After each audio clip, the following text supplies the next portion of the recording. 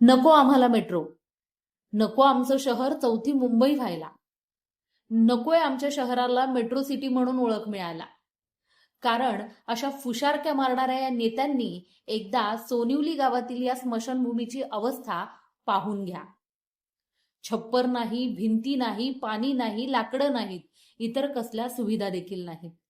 अशाच परिस्थितीत इथल्या गावकऱ्यांना आपल्या घरातील अशा दुःखित प्रसंगाच्या वेळी मोठी कठीण परीक्षा द्यावी लागते.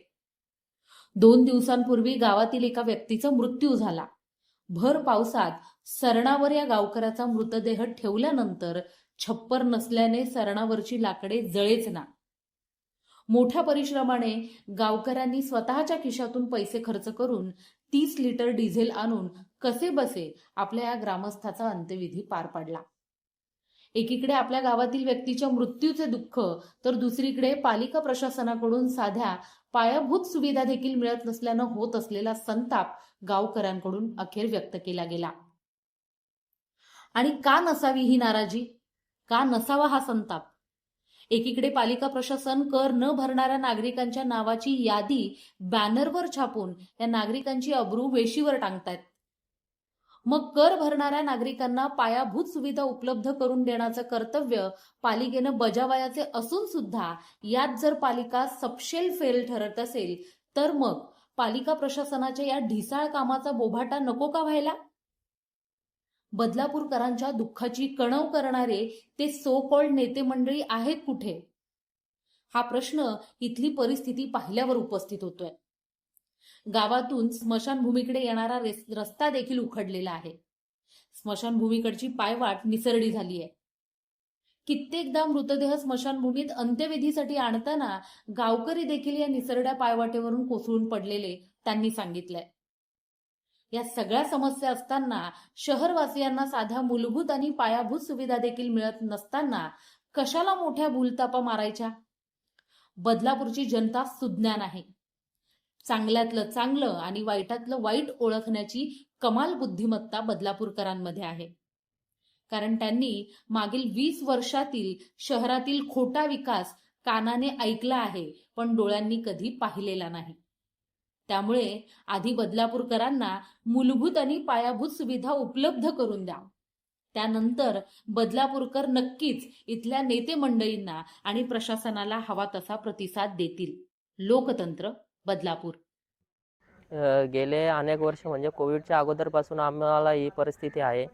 ज्यावेळेस पूर आला त्यावेळेस ही परिस्थिती म्हणजे पुरामध्ये स्मशानभूमी पूर्णपणे वाहून गेली. त्याच्यानंतर नगरपालिकेने याच्याकडे दुर्लक्ष केलं. आम्ही स्वतः आंदोलन करायच्या तयारीत होतो. आंदोलन पण केले, काही गोष्टी सीओपर्यंत या गोष्टी पोहोचल्या, त्याही कागदपत्री व्यवहार केले, काही गोष्टी कागदपत्री झाल्या, पैसे मंजूर झाले, पण काम नाही झालं. आमची हीच मागणी आहे का आता स्मशानभूमी लवकरात लवकर जेवढे होईल तेवढे चांगले. ही परिस्थिती 2018-19 पासून आहे, म्हणजे कोविडच्या अगोदरपासून. कोविडमध्ये एक म्हणजे गावाचं नशीब का कोणी बाधित झालं नाही ना, त्याच्यामुळे त्या गोष्टी तिथे आल्या ना तिथपर्यंत. पण सीओचं याकडे लक्ष पाहिजे होतं. जे मेन सीओ होतं योगेश गोडसे साहेब, यांच्याशी आम्ही पत्रव्यवहार करून पण काही गोष्टी ते दुर्लक्ष केलं, काही गोष्टी आम्हाला समजूतदारपणाने सांगितलं. आणि आज इथे अवस्था अशी आहे का इथे नाही पत्र्यांचा शेड नसल्यामुळे माझ्या स्वतःच्या काकाचं मैत आम्ही म्हणजे पूर्ण पावसामध्ये ना त्याला आम्हाला लागले 25 ते 30 लिटर डिझेल गेलेलं आहे. दुसरी गोष्ट नाही इथे साफसफाई पण पूर्णपणे केलेली नाही. मी समाजसेवक युवा नेतृत्व असून मी कामं करत असतो, पण काही लोक या गोष्टीकडे दुर्लक्ष करतात. आमच्या फोनवर आमच्या अर्जावर दुर्लक्ष करतात.